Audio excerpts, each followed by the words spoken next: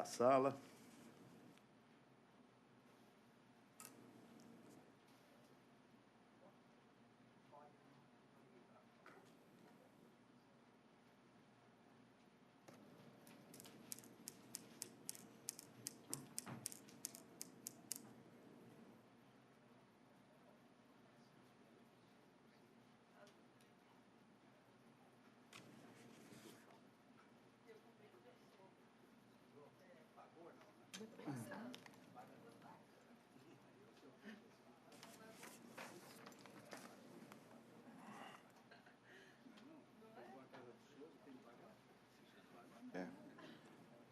Eu fiz uma ginástica, né? Caminhada no 10º. Foi tão rápido que não deu tempo nem de descansar. Todos os ilustres advogados já chegaram, então a nossa secretária vai fazer o pregão do próximo processo. Retornando para a pauta de relatoria do doutor Sebastião, no 4 da pauta falará doutor Tiago Luiz Coelho da Rocha Muse pela recorrente. 4 da pauta do doutor Sebastião é o processo 10.109.46, recorrente cooperativa de crédito livre de admissão da União dos Vales do Piranga e recorrido Gisele de Fátima Lana. O eminente desembargador, quando tiver condição, pode anunciar, por favor, sua proposta. Senhor presidente, eu acuso, também recebi memorial e a visita do advogado, e a minha proposta de voto é a seguinte: estou propondo conhecer do recurso e, no mérito, dar provimento parcial para excluir da condenação os honorários advocatícios, excluir as horas extras excedentes à 8ª e 40ª semanal, tendo em vista a jornada fixada na sentença e reflexos, reduzir a indenização por danos morais para R$15 mil e reduzir o valor da condenação e das custas para R$25 com custo de R$500, podendo reclamar e requerer a devolução do excesso. É a minha proposta de voto. Com a palavra, o ilustre procurador. Excelentíssimo desembargador, presidente dessa colenda turma, ilustres desembargadores que acompanham, ilustre membro do parquê, senhores servidores, demais colegas presentes. Senhor presidente, diante da proposta de Sua Excelência, limitar-me-ei a 2 pontos que Sua Excelência propôs o não provimento do recurso da cooperativa, quais sejam. O primeiro deles, senhor presidente, afirma a petição inicial que era obrigatória a presença dos empregados da cooperativa de crédito no dia C do cooperativismo, entre mentes ao ser questionada a reclamante em seu depoimento pessoal o nome de algum funcionário que tivesse sido punido, demitido, advertido pelo não comparecimento, ela disse não saber dizer o nome de nenhum deles. Ao passo que a testemunha ouvida a rogo da cooperativa afirmou que ela própria, durante 3 ocasiões nos últimos 5 anos, não compareceu nesse dia C e não teve qualquer tipo de punição. Esse é o primeiro capítulo que a cooperativa traz à apreciação de Vossas Excelências, pedindo o elastecimento da proposta dos sempre judiciosos votos de Sua Excelência, o relator. E a segunda questão, senhor presidente, é fato em conteste de que a reclamante, no exercício do seu mistério, sofreu, sim, um assalto à mão armada. Mas também, senhor presidente, é fato também em conteste o de que a cooperativa de crédito, a despeito de não estar obrigada pela lei a adotar todas as medidas, de fato adotava.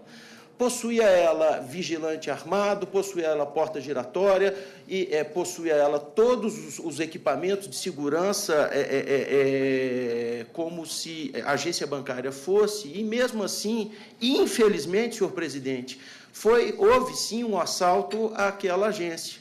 E se superado isso, senhor presidente, o porte de uma cooperativa do crédito, cooperativa de crédito de livre admissão da União dos Vales de Piranga e Matipó, pelo porte que ela ostenta, senhor presidente, nós bem sabemos que o valor da indenização, e Sua Excelência aqui e na doutrina um professor na matéria, mas já pedindo redobrada vênia para Sua Excelência quanto ao valor do arbitramento, senhor presidente, R$15 mil para essa cooperativa de Piranga e Matipó representa, talvez, alguns milhões de reais para um banco Bradesco, para um banco Itaú.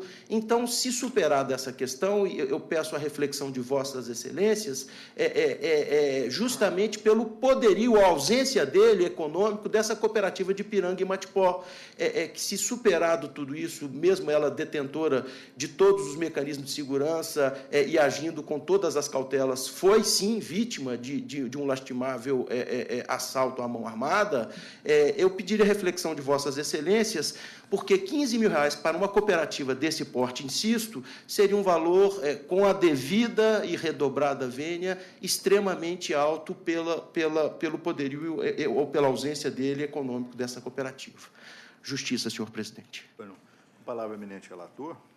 Senhor presidente, o recurso está logrando êxito na sua maior parte, tanto que poupou o advogado sustentar os demais pontos, dada a meticulosa análise que procedia. Nos pontos específicos que restaram, no que tange ao dia C, o valor até não é significativo, mas eu me baseei bastante no depoimento testemunho da própria cooperativa. Ela admitiu que realizava esses eventos, não era obrigatório, mas a participação, mas realizava. É uma ação voluntária, realizada uma vez por ano, que a participação é facultativa. Então, baseado nisso, apesar de ser uma parcela de menor repercussão financeira, mas eu me baseei no depoimento testemunha da empresa, conjugado com a testemunha do reclamante e na percepção do juiz coletor da prova. No que tange ao dano moral, eu estou citando aqui diversos acórdãos do Tribunal Superior do Trabalho, de situação muito parecida. Um deles eu fui relator lá no próprio TST, quando lá estive substituindo, do outro da segunda turma do ministro José Roberto Freire Pimenta, e um outro também do ministro Maurício Godinho. Nessas situações, aquele que estabelece o risco, que usufrui dos bônus, suporta também os ônus, como já diz uma antiga parêmia romana, latina. Então, diante disso, tendo o risco mais elevado e tendo ocorrido o evento, eu entendi cabível, portanto, a reparação.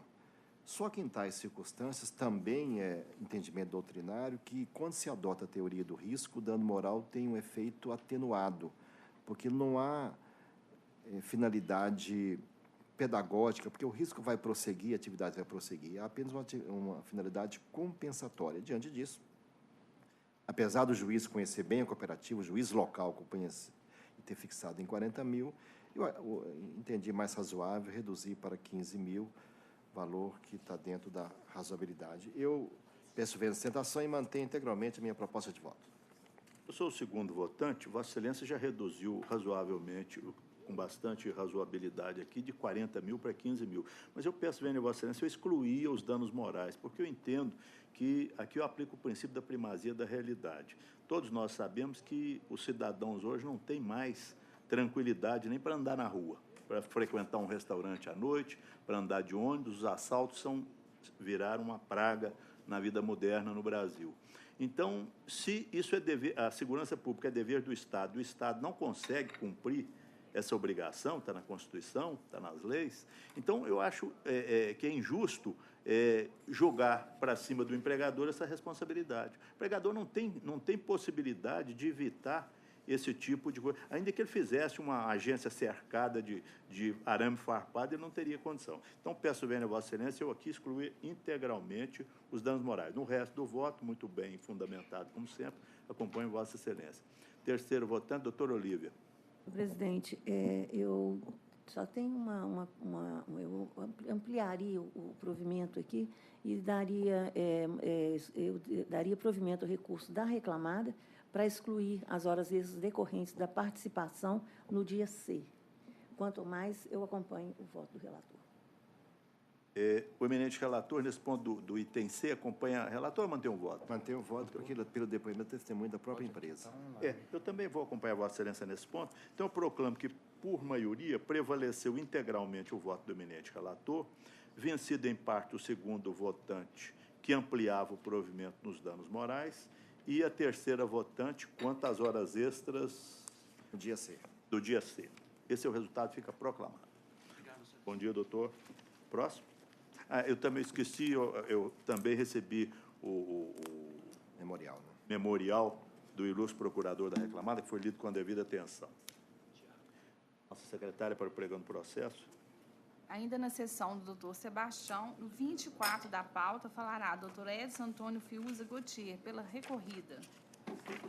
24 da pauta, doutor Sebastião, uma ação processada pelo rito sumaríssimo, é o 11.051.54/2016, recorrente Lucas Dailson Inocêncio Ângeli e recorrida Mali Metal Leve S.A. Com a palavra, o eminente relator. Presidente, como fizemos na sessão passada, o julgamento é semelhante. Só estou dando, o recurso do empregado, só estou dando provimento para excluir a multa por litigância de má-fé. Só nesse aspecto. Estou mantendo a sentença quanto ao resto. Então, o recurso do reclamante, o eminente relator está excluindo a multa aplicada ao reclamante por litigância de má-fé e negando provimento ao recurso. Com a palavra, o ilustre procurador. Não, senhor presidente, a empresa, evidentemente, aprova, desculpe, está de acordo com a proposta de voto, mas a multa foi só retirada do empregado, né? Isso. Então, tá bom, excelência. Muito obrigado. Bueno, eu sou o segundo votante, estou de acordo. Terceiro votante, Também doutor acompanho. Olívio. Então, unanimidade, prevaleceu o voto do eminente relator, como foi anunciado. Obrigado. Bom dia, doutor. Próximo. Ainda o doutor Edson falará no 21 da pauta, do doutor Jales. Então, 21 da minha pauta. É o processo 11.058, 27/2015.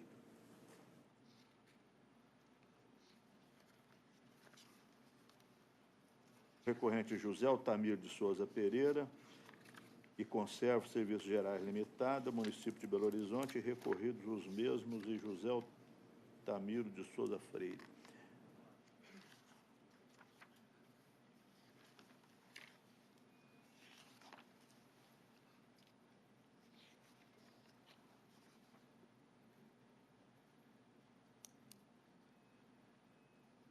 Minha proposta de voto é conhecer dos 3 recursos ordinários e adesivo e no mérito, negar provimento aos apelos da primeira reclamada, Conservo de Serviços Gerais Limitada, e do reclamante. Dar provimento parcial ao apelo do segundo reclamado, município de Belo Horizonte, para determinar a aplicação da taxa de juros prevista no artigo 1º-F da Lei número 9.494/97. Mantém o valor arbitrário da condenação, porque ainda é compatível. Essa é a minha proposta de voto. Com a palavra, o ilustre procurador. Bueno, senhor desembargador presidente, senhora desembargadora, senhor desembargador, senhor procurador, senhora secretária. Senhor presidente, a pretensão recursal da empresa é o decote do adicional de salubridade no período em que ele trabalhava na Sersan, pelos motivos contidos nas razões de recurso. E quanto à pretensão recursal do autor, que seja preservada a proposta de voto, Sua Excelência, o do desembargador. Eu mantenho minha proposta de voto nos termos aqui do que foi relatado do recurso ordinário. E o segundo votante, doutor Rodrigo. Ele é o terceiro? Segundo votante, doutor Olívia.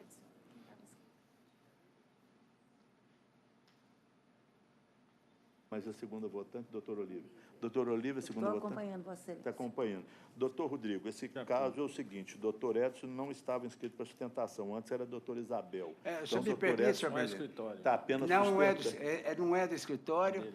A doutora Isabel, por motivos pessoais, não pôde comparecer. Vossa Excelência manifesta impedimento? Não. Então, o voto de Vossa Excelência... De acordo? Então, proclamo que, por unanimidade, prevaleceu o voto do relator, como foi anunciado. Esse é o Bom dia, resultado obrigado, da presidente, com licença. Bom dia, doutor. Próximo. Tornando a pauta de relatoria do doutor Sebastião, 37 da pauta, falará doutor Flávio Eustáquio Carvalho de Souza, pela recorrida reclamada. 37. 11.482/10/2016. O recorrente é Sanzio Augusto de Paulo e recorrido Gráfica Aquacor Eireli Limitada. O eminente relator, quando puder, pode anunciar a sua proposta. Senhor presidente, o recurso é do reclamante. Eu estou propondo negar provimento. O ilustre procurador fala pelo reclamado. Pela reclamada? O senhor aguarda pelo voto divergente? Eu sou o segundo votante, estou de acordo. Terceiro votante, doutor Olívia. De acordo. Então, unanimidade, prevaleceu o voto do relator, como foi anunciado. Bom dia, doutor. Próximo. Agora, voltando à pauta, o doutor Jales. No primeiro da pauta, falará doutor Kleber Alves de Carvalho, pela reclamante recorrente.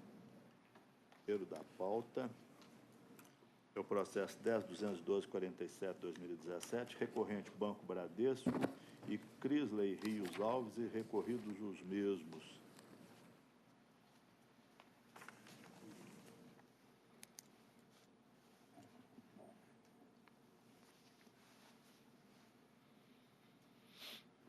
Minutinho só, por favor, doutor. Está abrindo aqui a tela. Pois não. O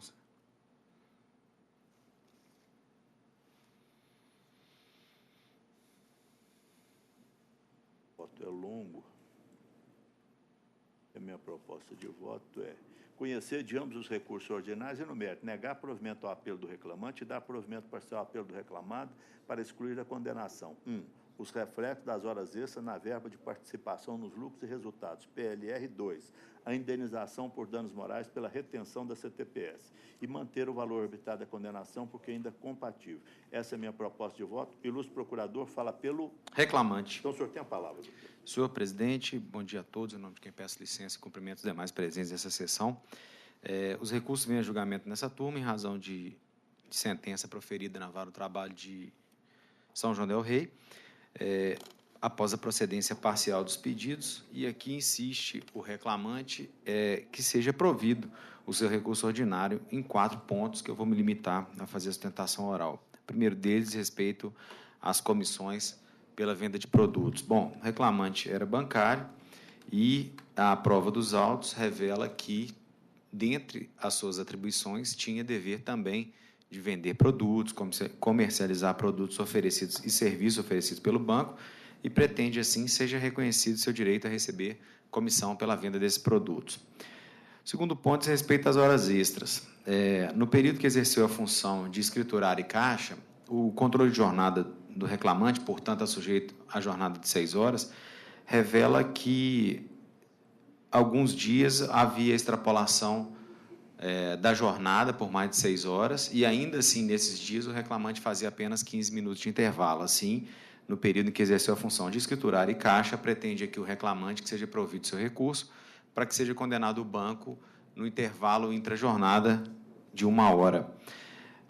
O reclamante também exerceu o cargo de supervisor administrativo e gerente de PAB.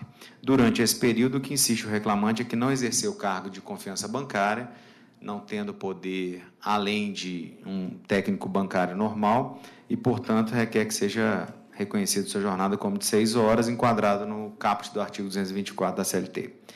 Em relação ao dano moral, pretende aqui o reclamante a majoração do valor da condenação, eis que exposto pelo transporte de valor, de numerário, existe até súmula já do regional nesse sentido, o que pretende o reclamante é a majoração do valor da indenização e, por fim, que seja atendido o limite máximo previsto na súmula 219 quanto aos honorários assistenciais. Com relação ao recurso interposto pelo banco, Excelência, data vênia da proposta de voto, o que pretende o reclamante é que seja negado provimento e mantida a condenação do reflexo das horas extras nos cursos Trainet na PLR e também manutenção da condenação no dano moral pela retenção da carteira de trabalho do reclamante. Portanto, pretende que seja provido integralmente o recurso do reclamante e negado provimento ao recurso do banco. Bueno, em relação ao recurso do reclamante, os pontos que foram sustentados pelo ilustre procurador, em relação às comissões, a prova a respeitável sentença negou provimento, porque não existe prova que tenha havido promessa de pagamento, nem consta do contrato, nem nenhum dos bancários, nesse caso, recebia.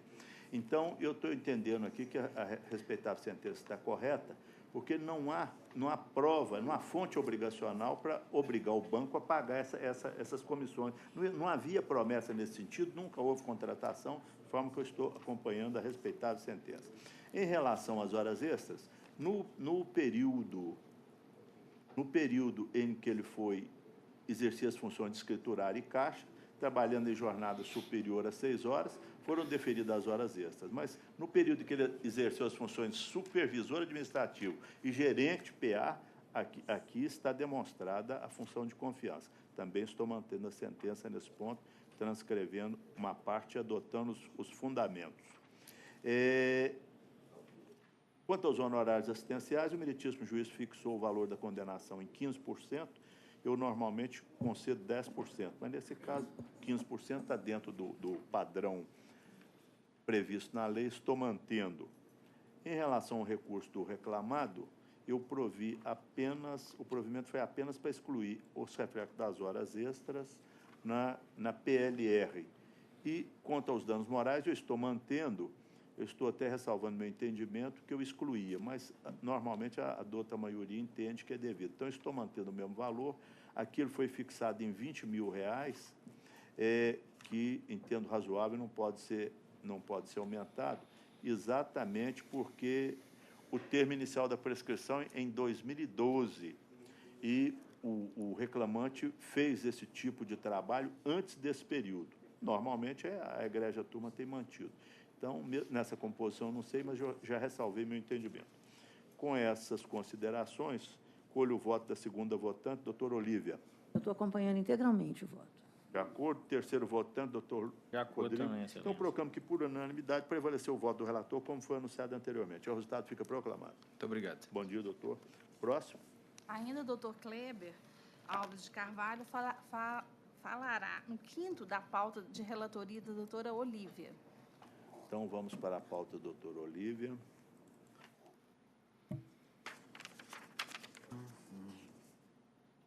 S 238/90/2017. O 5 da pauta. 5 O da 10 pauta? é o Itaú Unibanco, recorrente Snar Pinheiro Reis. Com a palavra, a eminente relatora, para anunciar sua proposta de voto. Só um instantinho.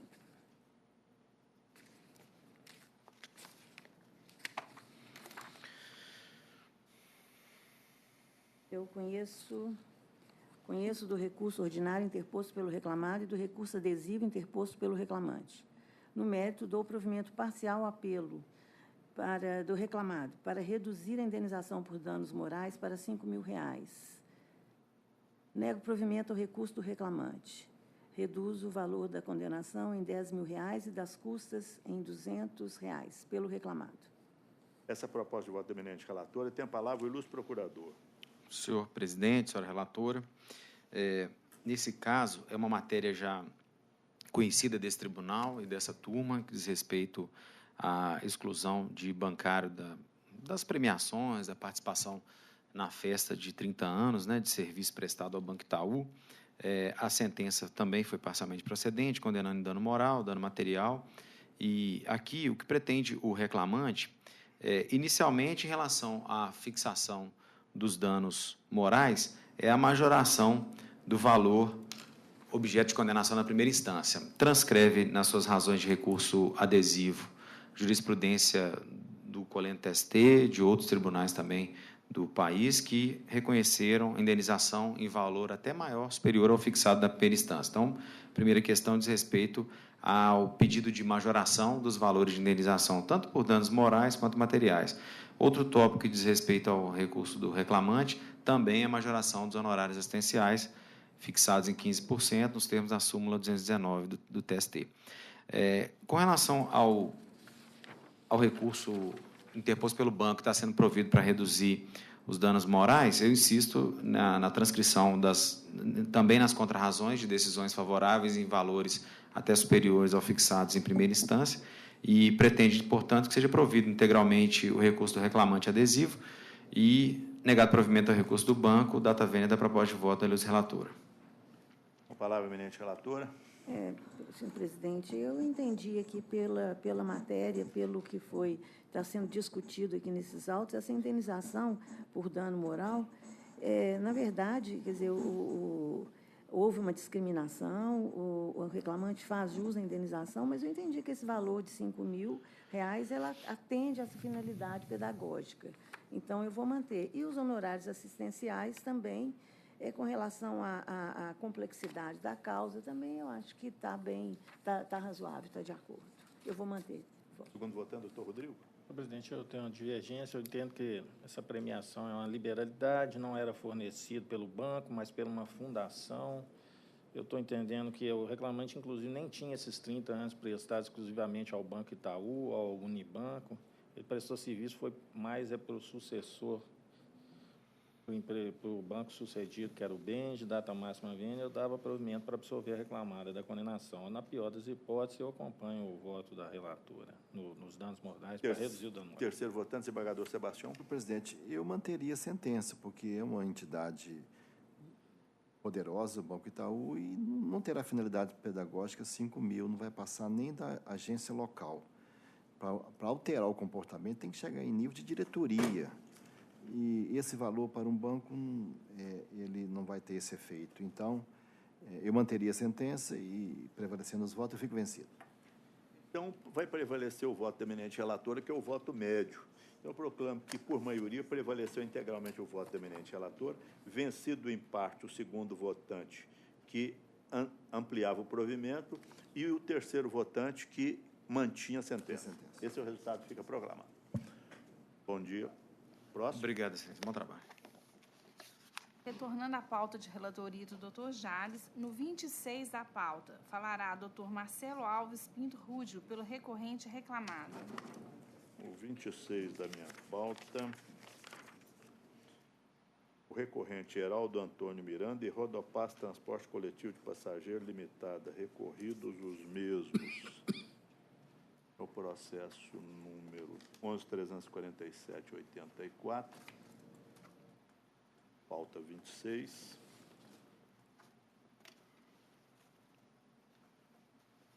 O voto é longo, as matérias são conhecidas, mas extensas, e a minha proposta de voto é conhecer de ambos os recursos ordinários e no mérito, negar provimento ao apelo do reclamante e dar provimento parcial ao apelo da reclamada para 1. Determinar que na apuração das diferenças de horas extras seja observada a compensação mensal, como consta das cláusulas dos instrumentos coletivos anexados. 2. Excluir da condenação as horas extras deferidas por irregularidade na concessão do intervalo entre a jornada, nos dias em que for constatado o registro da dupla pegada e quando a jornada for inferior a 6 horas. 3. Determinar que na fase de liquidação de sentença sejam observadas as disposições da Lei nº 12.546, de 2011, quanto ao recolhimento da contribuição previdenciária, parte da empregadora, devendo a reclamada juntar os documentos necessários para comprovar esse enquadramento, se for o caso, mediante intimação específica com o prazo de 10 dias. E estou registrando aqui que eu fico vencido em parte, mas já adaptei o voto ao entendimento da outra maioria. Essa é a minha proposta de voto. O Ilus Procurador fala pela reclamada. Pela reclamante. Então, o senhor tem a palavra, doutor. Reclamada? Reclamada. O senhor tem a palavra, doutor. Bom dia a todos os embargadores presentes e demais autoridades. Apenas quanto ao intervalo intrajornada, após março de 2015, a Lei 13.103 de 2015, que alterou o parágrafo 5º do artigo 71 da CLT, autorizou a redução do fracionamento em 20 minutos, autorizou a redução do intervalo para 20 minutos e o fracionamento. E o recurso da reclamada demonstra que foram concedidos esses intervalos de acordo com a autorização legal desse parágrafo 5º. Então, e tem previsão na convenção coletiva também para a redução desse intervalo a partir dessa autorização legal da Lei 13.103. Então, o intervalo usufruído pelo reclamante após março de 2015, que foi após a entrada em vigor dessa lei, está embasado na lei e na convenção coletiva, motivo pelo qual, data vênia, a reclamada não entende o porquê do não provimento do recurso para excluir as horas intervalares, e é o que ela pugna aqui nesse momento. Pois não. Em relação ao intervalo interjornal, no recurso da reclamada, ela alegou, em resumo, que o obreiro admitiu que eram concedidos intervalos superiores ao determinado pela norma coletiva, razão pela qual essa parcela deve ser excluída da condenação. Nesse ponto, estou negando provimento, porque constou da petição inicial que os intervalos interjornados não eram respeitados ou gozados fora dos limites e condições estabelecidos pela lei e pela CCT aplicável à categoria profissional do reclamante. Assim, não pode ser considerada confissão uma alegação feita nas linhas posteriores, segundo a qual, quando não trabalhou em dupla quando não trabalhou em dupla pegada, ou gozava intervalo para repouso e alimentação, ou gozava intervalo entre a jornada entre uma viagem e outra, em limites superiores aos determinados pela CCT, pelas convenções coletivas da categoria. É que essa alegação, por óbvio, contém erro material. Então, estou considerando a causa de pedir e o pedido. Por essa razão, estou negando provimento nesse ponto. Quanto ao fracionamento do intervalo entre a jornada, o meu entendimento é o mesmo que foi sustentado na tribuna, mas o entendimento dessa egrégia turma é que, mesmo depois da lei, o intervalo não pode ser fracionado. De acordo com a jurisprudência do Coleno TST, está na orientação jurisprudencial 342. Então, por essa razão, eu estou registrando que eu fico vencido em parte, mas estou negando provimento, porque normalmente adota a maioria, assim procede. Sendo assim, eu mantenho minha proposta de voto, colho o voto segundo votante, doutora Olívia. Estou acompanhando. Acompanhando. Terceiro votante, doutor Rodrigo. De acordo. Então, proclamo que, por unanimidade, prevaleceu o voto do relator, como foi anunciado. E o resultado fica proclamado. Próximo. Ainda na pauta de relatoria do doutor Jales, no 10º da pauta, falará doutor Luiz Gustavo Orsini Silva. 10 da pauta.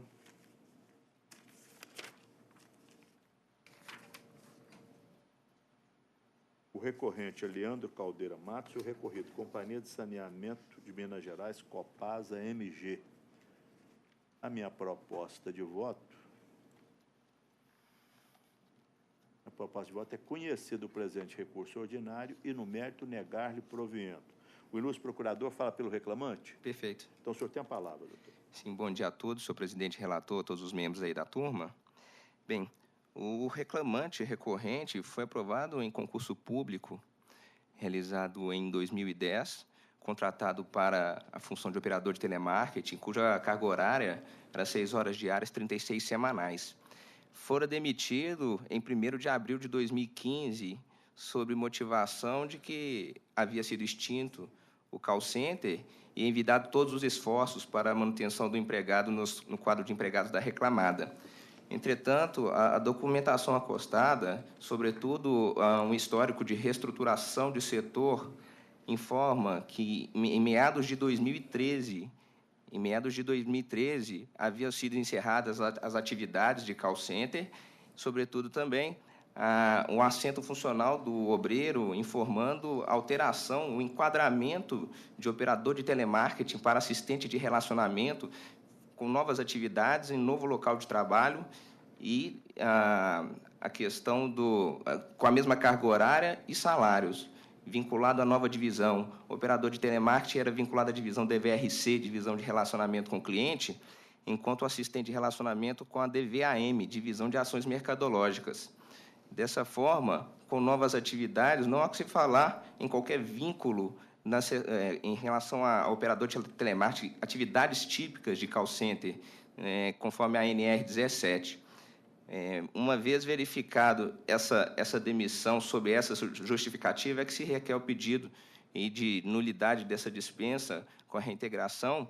No que pertine aos danos morais, reitero os pedidos, uma vez comprovado por meio de documentação, bem como prova depoimento testemunhal, que houve o constrangimento durante todo o período aí de transição entre o cargo de operador e o cargo de assistente de relacionamento.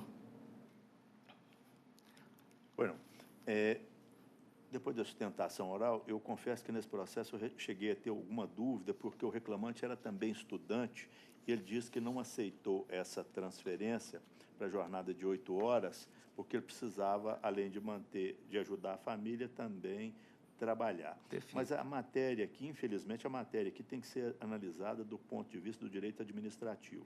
A reclamada tinha uma atividade de call center que ela mesma realizava. Em determinado período, ela resolveu terminar com isso e terceirizar o serviço. Então, esse pessoal que trabalhava como no serviço de telemarketing ficou praticamente à disposição, foram passados para outros serviços, etc. E a reclamada ainda propôs ao reclamante que ele podia continuar no mesmo setor, mas trabalhando jornada de 8 horas. Ele recusou esse aumento da jornada. Então, a dúvida aqui era exatamente se essa recusa era legítima ou não. Mas eu penso que aqui, no caso, o que o reclamante teria que cumprir é o interesse da empresa. Na verdade, a empresa, quando excluiu esse trabalho de telemarketing e passou para 8 horas, ele teria que acompanhar, porque senão nós vamos colocar o interesse do empregado, no caso aqui é uma empresa integrante da administração pública, o interesse do empregado sobrepondo ao interesse da empresa. Então, isso em direito administrativo não é possível. Então, por essa razão, eu considerei que a respeitável sentença observou bem a situação. É difícil, porque a gente vê aqui que o reclamante estudava, etc., mas a lei aqui nesse ponto tem que ser cumprida do ponto de vista do direito administrativo.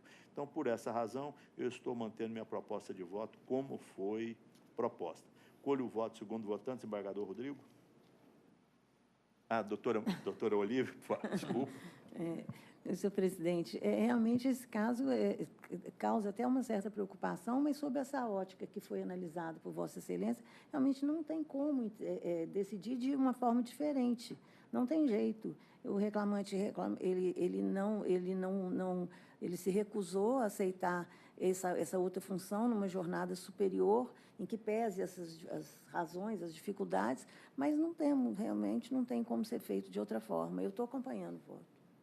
Doutor Rodrigo, segundo votante, terceiro votante. Então, proclamo que, por unanimidade, prevaleceu o voto do relator, como foi anunciado. O resultado fica proclamado. Em certos processos que causam dificuldade, esse é um daqueles que fica naquela fronteira da aplicação da lei, complicado. Próximo. Passando para a pauta de relatoria do doutor Rodrigo, no 25 da pauta, falará a doutora Viviane Félix Pimenta de Oliveira, pela recorrente reclamante. 25 da pauta, doutor Rodrigo. O processo 11.327.26/2016, recorrente Marileia Martins de Oliveira e Banco Bradesco S.A. e recorridos os mesmos. Com a palavra, o eminente relator. Senhor presidente, eu primeiramente acuso o recebimento lá do memorial por parte da reclamante Marileia e pedindo licença para ir diretamente à conclusão, senhor presidente. Eu estou conhecendo os recursos depostos, no mérito, nego-lhes provimento. É a minha proposta de voto. Com a palavra, a ilustre procuradora. Excelentíssimo senhor presidente, relator e demais componentes da banca, bom dia. O presente caso aqui traz, excelência, da manutenção do plano de saúde. A reclamante, ela foi admitida na empresa, no antigo Crédito Real, em 1982.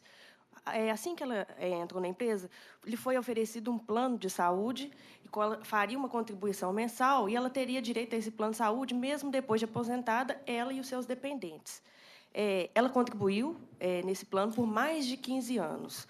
Em 1998, o Bradesco fez a sucessão e, quando foi feita a sucessão do Crédito Real para o Bradesco, foi informado aos funcionários que o plano de saúde deles estariam sofrendo uma alteração. Não foi dada nenhuma oportunidade da pessoa falar se ela concordava ou não com a adesão daquele plano de saúde, somente foi imposto.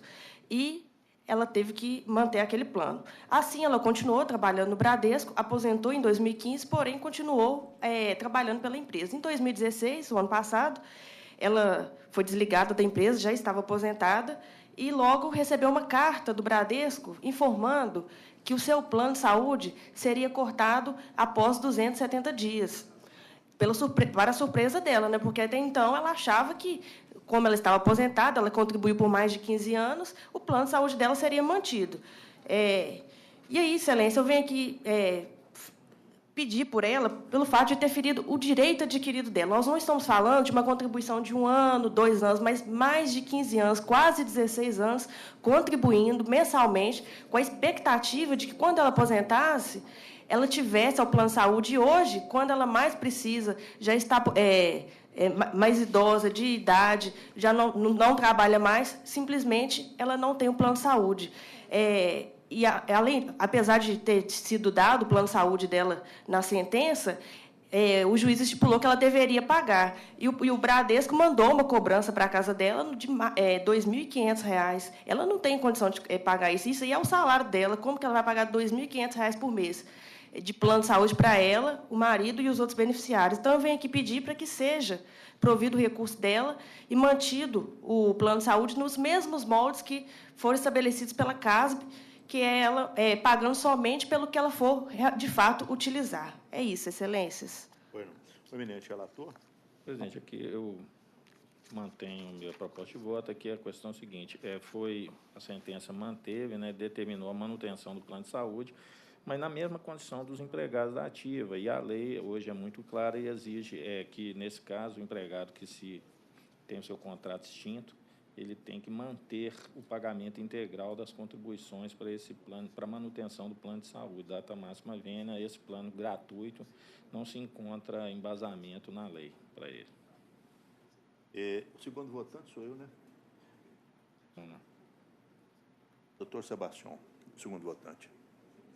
Senhor presidente, eu até já liberei para a pauta um processo parecido com esse e fiz um estudo mais meticuloso, tanto da lei quanto das resoluções da ANS.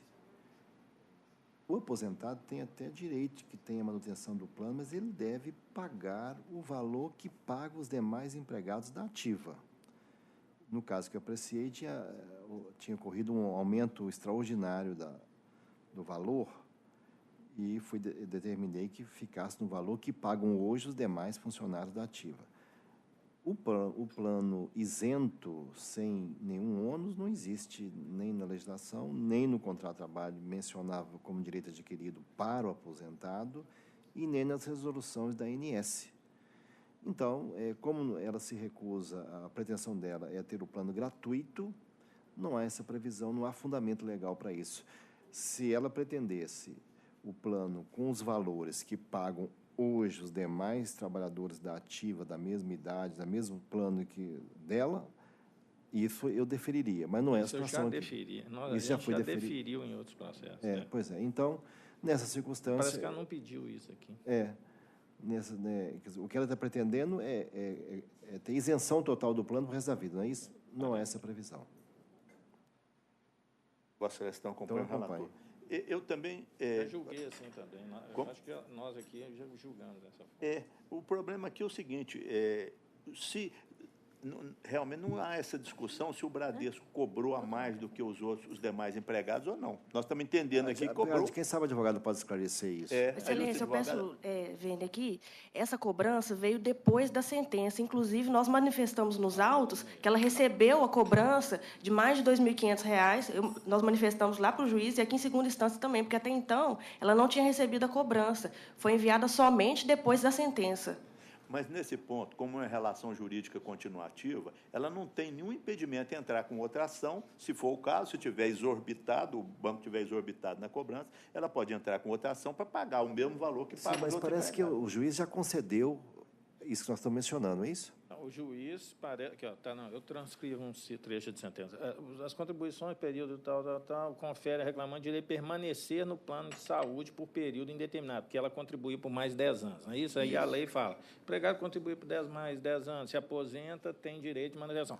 Mas lá no finalmente, assim, a lei fala assim, com o pagamento integral das contribuições. Isso eu estudei. E a interpretação hoje, é no sentido da ANS, que essas contribuições têm que ser igual ao pessoal da ativa. Não pode haver um aumento aí. Que a maioria queria, senhora, já que ele aposentou pagava a idade. R$100 e depois o banco resolve que ela agora vai pagar R$1.500, por exemplo. Não é isso?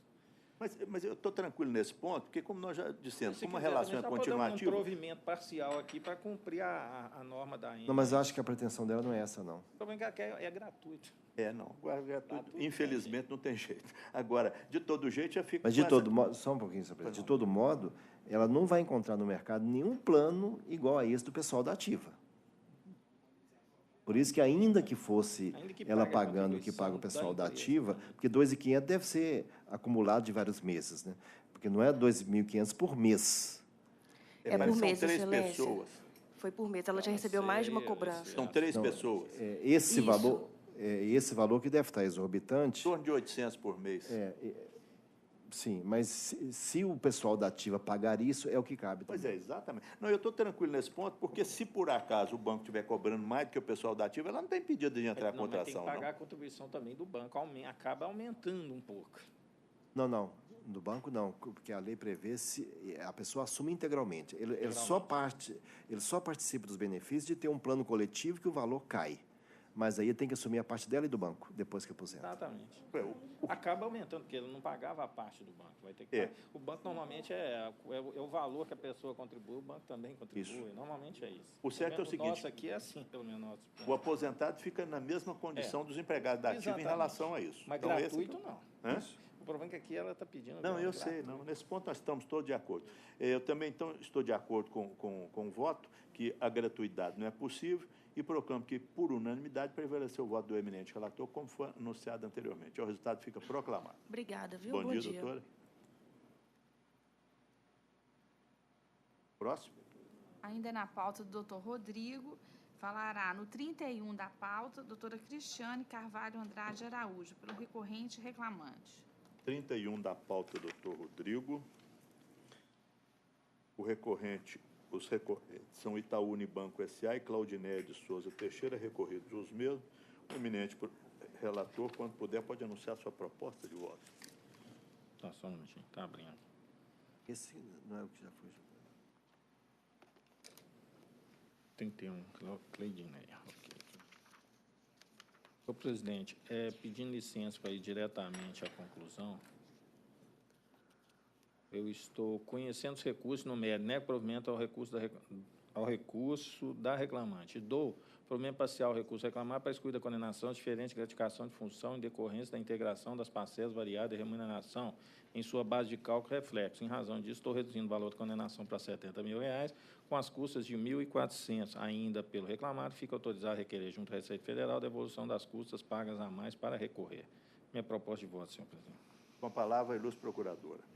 Bom dia a todos os presentes, os quais cumprimento na pessoa do presidente da sessão. Excelências, a questão trazida aqui hoje ao conhecimento de vossas senhorias é uma questão, inclusive, há muito debatida, tanto por essa turma quanto pelo próprio tribunal. Eu chamo venho aos senhores num caso muito específico dos presentes autos, que foi a falta da exibição de documentos pela reclamada, documentos esses solicitados pelo juízo, pelo perito, inclusive com a aplicação do antigo artigo 359 do CPC, atual 400. Esses documentos que não foram apresentados pelo Banco Réu eram documentos fundamentais e essenciais para a comprovação, inclusive, dos pontos do recurso da recorrente, da reclamante, pelo recurso adesivo. Nota-se, excelências, que a falta da exibição desses documentos foi crucial para não prova produzida pela reclamante. Por quê? Para fazer a prova, inclusive em perícia contábil, dos valores, principalmente das diferenças salariais pleiteadas, esse documento ele era de cunho essencial. Era um documento que provaria as teses trazidas pela reclamante na sua inicial, inclusive todas as diferenças pleiteadas, e aqui, pelo voto do eminente relator, foi, inclusive, retirada, que seriam as diferenças das verbas variáveis. Chamo a atenção também de vossas excelências que a questão da redução que houve no contrato de trabalho da reclamante após anos, que era da gratificação de função, que é um dos pontos do recurso da reclamante, inclusive com pedido de prova, tem súmula, é simulado pelo 372. Foi uma alteração lesiva. A reclamante recebia cerca de mais de 100% dessa verba, e, após uma alteração do banco, essa verba foi reduzida para aproximadamente 80%. Então, temos aí claramente uma alteração lesiva do contrato de trabalho da reclamante. Voltando à questão da não apresentação dos documentos, a própria sentença ela é conclusiva nesse sentido. A prova ela teria sido facilmente produzida se tivesse havido, de fato, a apresentação requerida. E hoje a gente está diante de um cenário que é o seguinte: a reclamada se recusa a apresentar o documento que está de posse dela, exclusivamente. É importante nós ressaltarmos que a reclamante não tem acesso a tal documentação, então ela não pode fazer o objeto da prova requerida. A reclamada se furta a apresentação porque estaria, sim, fazendo prova eminentemente contra ela, e essa não apresentação simplesmente não representa nenhum tipo de punição. Embora hajam artigos aplicáveis ao caso que a não apresentação presume a confissão ficta com relação à matéria, de fato, o não deferimento desses pedidos corrobora a não apresentação da documentação. E isso é um ato, excelências, reiteradamente praticado por instituições bancárias. Não é a primeira vez que essa matéria chega ao conhecimento de vossas excelências. Então, feitas essas explanações, em máximo respeito e vênia ao voto do eminente relator, venho pedir, sim, que sejam reapreciados os pedidos, principalmente no que tange aos pagamentos das diferenças salariais pleiteadas e quanto à redução da gratificação de função, também pleiteado no recurso adesivo da reclamante hora recorrente. Obrigada. Eminente relator. Presidente, não obstante a brilhante sustentação oral, eu peço para manter minha proposta de voto. A questão aqui já é muito conhecida da turma, do tribunal também, é aquela questão da redução da gratificação de função. A gratificação de função ela era um percentual elevado, foi reduzido com a nova administração, quando o banco foi fundido com o Itaú, o Unibanco, e aí foi diminuído o percentual da gratificação de função, mas a remuneração em si fixa ficou inalterada, porque foi aumentado as outras bases de cálculo do salário do empregado. Então, exatamente foi a posição do juiz de primeiro grau, e eu estou mantendo aqui a decisão nesse sentido. Quanto à não apresentação, foi trazida à tribuna o fato que a empresa não trouxe a documentação. Realmente, a empresa não trouxe alguma da documentação, alguns documentos, mas trouxe alguns, e outros documentos foram trazidos, sim.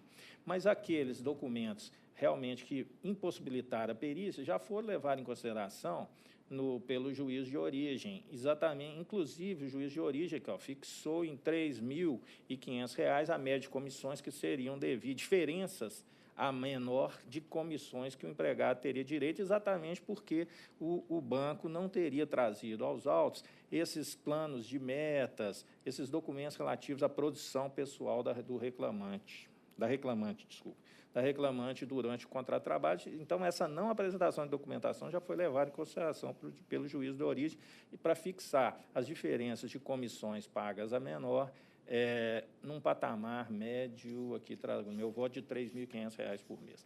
Quanto à última questão aqui, foi essas diferenças salariais decorrentes da inobservância de critérios de promoção e mérito, eu verifico que o banco trouxe, nesse aspecto, o banco trouxe a documentação, e pela própria documentação que o banco trouxe, dá para perceber que ele não tinha um plano de cargos e salários, que nessa documentação não se percebe que o empregado teria direito a essas promoções por mérito e merecimento. Mérito e por conta de normas internas mais benéficas. Nesse aspecto, então, eu peço para manter a minha proposta de voto. Doutor Sebastião, segundo votante. Senhor presidente, esse segundo ponto que foi mais sustentado à tribuna, que eu dediquei maior atenção também quando li o voto, eu acho que o juiz decidiu com acerto, tanto com o recurso reclamante até adesivo.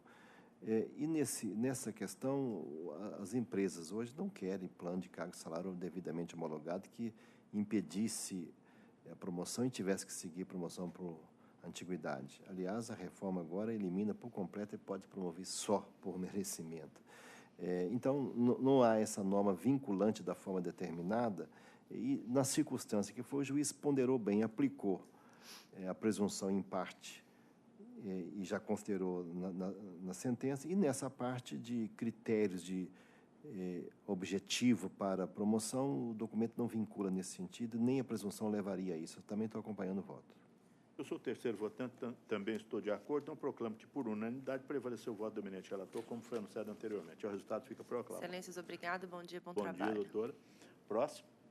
Ainda na pauta de relatoria do doutor Rodrigo, no 26 da pauta, falará o doutor Rafael Andrade Pena, pelo recorrente reclamante. 26 da pauta do doutor Lucas, doutor Rodrigo, a recorrente Evalurec Tubos do Brasil S.A. e Luciano Francisco Souto, recorridos os mesmos. Com a palavra, o eminente relator. O 26, né, na moça?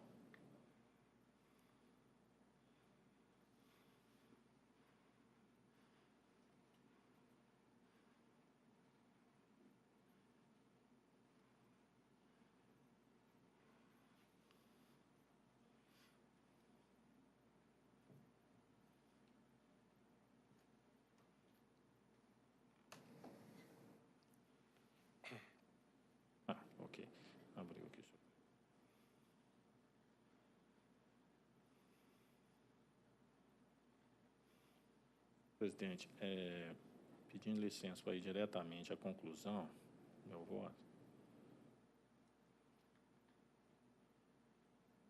Conhecer os recursos no mérito do provimento parcial ao recurso a reclamar para excluir da condenação os reflexos dos minutos residuais na PLR e nego o provimento do recurso reclamante. Estou mantendo o valor da condenação porque ainda é compatível. É a minha proposta de voto, senhor presidente. Com a palavra, ilustre procurador. Excelentíssimo senhor desembargador-presidente, ilustre relator, demais componentes da Igreja Turma, ilustre representante do Ministério Público, senhora secretária, demais colegas aqui presentes, bom dia. Data vênia do voto condutor, excelência. O reclamante pediria o provimento de seu apelo em relação aos tópicos ali trazidos, em especial em relação aos pedidos de majoração das indenizações fixadas a título de dano estético, no importe de R$1.000, assédio moral R$2.000 e danos morais R$5.000. No caso aqui, excelência, por pouco a gente não viria à tribuna tratar de um acidente fatal. Na Valorec, o reclamante prestava um tipo de serviço, foi deslocado para tratar de um canal de escória, sem treinamento, sem equipamento de proteção adequados, conforme apontado até mesmo na perícia promovida. Essa perícia revelou que, se a reclamada tivesse tomado cuidado de instalar minimamente barras laterais e tivesse treinado o reclamante para a função, ele não teria sofrido acidente. Esse acidente, excelência, além de estar fartamente documentado nos autos, através de fotos e até mesmo a perícia, revela que o reclamante sofreu queimaduras na perna que deixaram-no acamado por meses. O reclamante teve que passar por um enxerto na perna para poder voltar a caminhar, voltar a ter uma pele minimamente aceitável. O reclamante passou por um martírio absurdo. Isso tudo porque a reclamada deslocou o reclamante sem qualquer treinamento e sem qualquer capacidade de segurança. No caso aqui, excelência, em que pese a manutenção das indenizações fixadas, se tomarmos como base até mesmo os julgamentos ocorridos nessa própria sessão, envolvendo bancários com transporte de valores, coisas nesse sentido, como vimos hoje nessa sessão, em que as condenações foram fixadas em valores até mesmo superiores a esse, vemos que, em todos eles, a toada foi a reparação do dano, caráter pedagógico e punitivo. Mais pedagógico. Nós estamos falando de uma empresa cujo capital social, até mesmo trazido pelos autos documentadamente, beira os 5 bilhões. Essa mesma empresa que tem um capital social de quase 5 bilhões, por pouco não vitimou o reclamante. Trouxe a ele uma angústia de não saber se voltaria a caminhar, graças a Deus voltou, mas por 11 meses praticamente o reclamante veio promovendo sessões de fisioterapia, sessões de enxerto na pele, de tratamento para que pudesse voltar a ter uma vida minimamente aceitável. Isso sem considerar a sequela emocional. Se perguntar se poderia voltar a sair normalmente, frequentar clubes, academias, ter uma vida social plena como antes tinha. Porque, como as próprias fotos revelavam, a sequela inicial foi muito grave. Tão grave que motivou esse tratamento absurdo que ele foi submetido. Se a gente também tomar como base que esse próprio tribunal, em julgamento proferido por outra turma, no julgamento do professor Leonardo Isaac Arochevski contra a Sociedade Mineira de Cultura, em que se discutia a validade ou não de uma advertência e de uma dispensa que o reclamante aferiu a título de indenização por danos morais a quantia de R$20.000, as condenações fixadas nesse processo não chegam perto dos parâmetros que são adotados pelo próprio tribunal. Sabemos, por óbvio, que cada turma, cada julgador tem um tipo de entendimento, mas até mesmo para que as empresas possam tomar cuidados a fim de evitar questões nesse sentido, que, principalmente, o ferido, no caso, o reclamante, a pessoa que veio a sofrer esse tipo de acidente, tenha uma reparação mínima, principalmente por conta da dor que foi experimentada, dor essa que, comprovadamente relatada nos autos, seja pela prova pericial, seja pela documentação que foi carreada com a inicial e até mesmo com a própria defesa, não atingem o caráter pedagógico nos autos, muito menos a reparatório.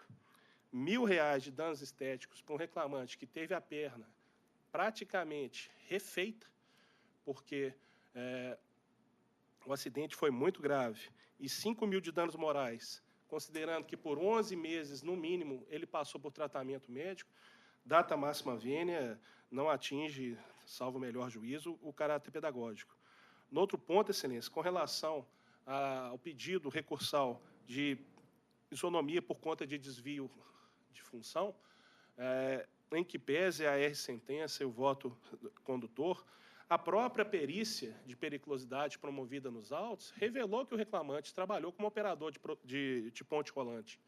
Esse mesmo trabalho que foi desenvolvido pelo senhor Gutenberg, que é uma pessoa que ocupa o cargo de operador de ponte rolante e ganha praticamente R$ 3 a R$ 4 por hora trabalhada a mais que o reclamante. Essa prova, trazida no laudo pericial, não foi desconstituída pelo reclamado.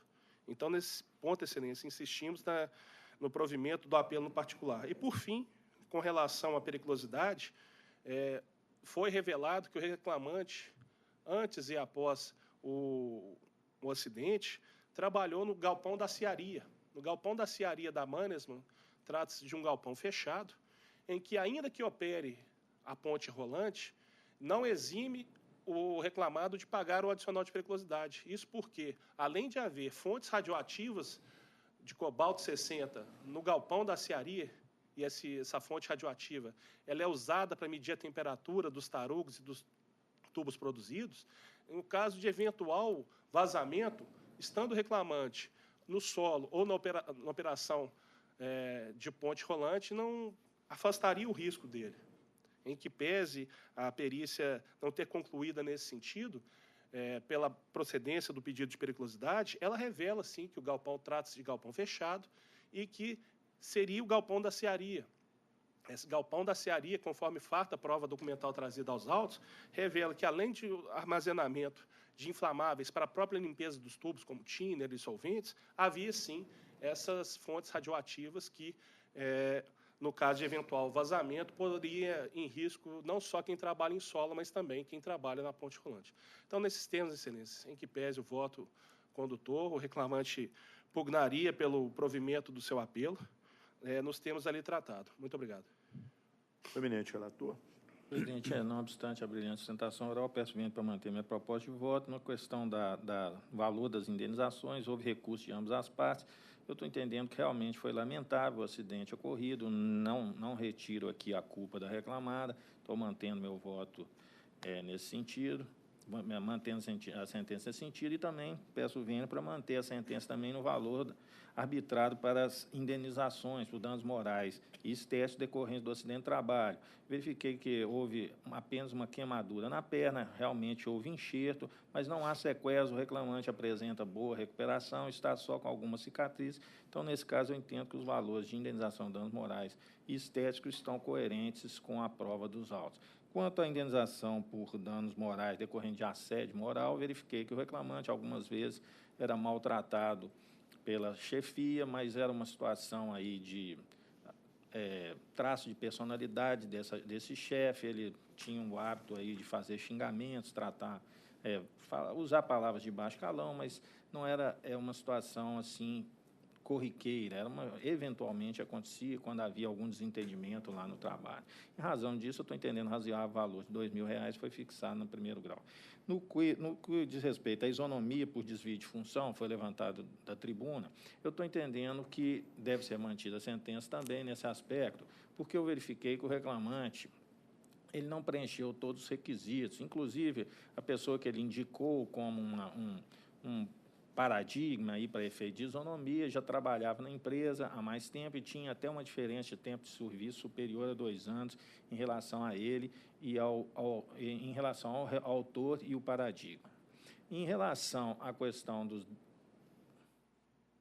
periculosidade, eu estou entendendo de manter a sentença, não ficou constatada periculosidade, o local, constou no esclarecimento do perito, o local não existe fonte de cobalto 60 no local, na cearia, e que, apesar de fazer parte da cearia, é um setor, esse setor, o setor da matéria-prima da cearia, é um setor completamente distinto. Em razão desses levantamentos do perito e esclarecimentos, eu também peço vênia para negar provimento do recurso. Segundo votante, desembargador Sebastião Geraldo. Senhor presidente, aqui tem 2 pontos. Um eu já tinha levantado e o outro eu estou percebendo agora. Primeiro, que o próprio relator admite que houve um acidente, ele escorregou, quando escorregou, enfiou o pé e a perna dentro do canal de escória quente. Então, não foi uma simples queimadura. Né? Colocar a perna abaixo do joelho, dentro do canal de escória quente, e as fotos mostram isso aqui. Então, houve, sim, um acidente e imagino que a própria dor física, sem falar dos demais, é uma questão muito séria aqui. O outro ponto é que eu acho que no período que ele ficou afastado, ele tem direito a receber o dano material depois do 15º dia. O período de afastamento, eu deferiria o dano material, porque já é jurisprudência remansosa do próprio TST, que cabe depois do 15º dia, não há que compensar o que recebe da Previdência. Então, defiro o valor do dano material depois do 15º dia, que é a questão pacificada nos tribunais. E, em segundo ponto, eu acho que o valor de danos morais e estéticos, numa situação singular como essa, realmente foi fixado de valor baixo. Então, eu elevaria o valor do dano moral para 10 mil cada um, em razão de tudo isso que ele passou, que a situação que vivenciou, certamente, não é uma situação singular, bem diferente de outros casos que a gente analisa aqui, de, às vezes, um corte de unha, uma coisa assim. Essa não, essa foi uma situação séria, documentada, comprovada pela perícia. Então, eu peço vênia para divergir nesses pontos. Eu sou o terceiro votante. Em relação ao acidente, está descrito aqui, no dia 27/5, foi designado que o autor refizesse o canal de escória do Alto Forno 1, utilizando pá e areia. Durante a realização da atividade, o reclamante escorregou nos resíduos de areia que haviam caído no chão e enfiou o pé e a perna dentro do canal de escória quente, queimando o pé e a perna até abaixo do joelho. Aí a perita entendeu que faltava um beiral para que isso não tivesse acontecido. Eu não sei se é possível ou não, mas, de toda maneira, fica aqui uma dúvida em relação se houve acidente por culpa da reclamada ou se foi culpa concorrente. Mas eu estou entendendo também, como o eminente desembargador Sebastião, que o valor dos danos aqui está um pouco baixo. Então, eu também vou acompanhar, em parte, a proposta de voto do eminente relator. Aqui, doutor Rodrigo, os danos materiais, os danos morais, eu aumentava para 7.500 e os danos morais também para 7.500. Fazer uma indenização de R$15 mil. Você está propondo 20, eu estou propondo 15. Porque, na verdade, sequela de física ele não ficou. Ficou estética. Então, eu reduziria a proposta do doutor Sebastião, acompanhando, mas reduziria para 7.500 mais 7.500. Doutor Rodrigo... Morais e estéticos, é isso? Não, 7.500 por dano materiais, não é isso, doutor Sebastião? E 7.500 por danos morais. Morais e estéticos, né? 7.500 para danos materiais e 7.500 para danos morais e estéticos, Todos os danos. Agora, e o dano material do período... Mas o juiz não deu dano material.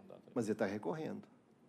O reclamante está recorrendo. O dano material do período do afastamento, depois do 15º dia, é devido. Se tem reconhecido o acidente e a culpa. Aqui, doutor Rodrigo, a circunstância que eu entendi aqui é o seguinte: mesmo que tenha havido culpa concorrente, foi um acidente grave. E a perícia falou, não, falta porque se tivesse um anteparo, ele não teria, né? Ele poderia escorregar, mas não enfiaria o pé na escória. Então, acho que aqui, eu acho que dessa maneira fica razoável. Nós acrescentamos os danos materiais de 7.500, danos morais passando para 7.500, fica 15 mil. Agora, eu vou ficar vencido... Tem estético também. Como? Então, morais e estéticos. Danos morais e estéticos, não é isso, doutor Sebastião? 7.500 mais 7.500. O total das indenizações, 15 mil. Se Vossa Excelência quiser, por exemplo, 5, 5 e 5 também, eu não tenho... Né? Sim, mas e o dano material? Veja bem, e o dano material do período... Ele ficou quantos meses afastado pela Previdência? Eu não sei. Mais ou menos um ano. Pois é. Nesse período, isso é uma questão bem pacífica. Ele tem direito a receber o dano material depois do 15º dia. Porque isso aí já está Supremo, TST, que não acumula. Um direito não impede o outro. Até o dia que cessou o benefício na Previdência. É o lucro cessante, né? Que é o lucro cessante. É porque dando aqui, ó, pensão não é impossível. Não, pensão não tem que... Voltou. Até voltou a trabalhar. Mas nesse período ele tem direito ao lucro cessante.